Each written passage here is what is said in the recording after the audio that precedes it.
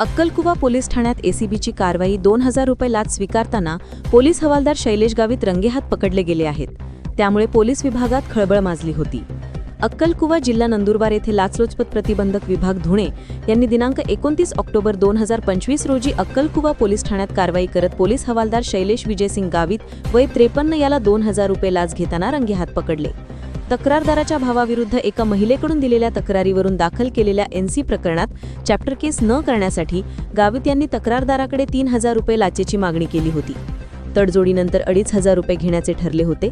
त्यानुसार एसीबीच्या पथकाने सापळा रचला असता गावित यांनी 2000 रुपये लाच घेतली आणि त्याच क्षणी त्यांना रंगेहात पकडण्यात आले.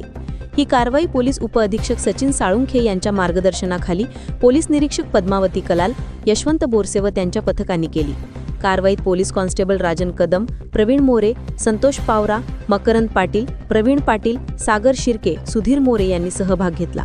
लाचलुचपत प्रतिबंधक विभागाने नागरिकांना आवाहन केले आहे की शासकीय किंवा निमशासकीय अधिकारी लाच मागत असल्यास तात्काळ एसीबी विभागाशी संपर्क साधावा.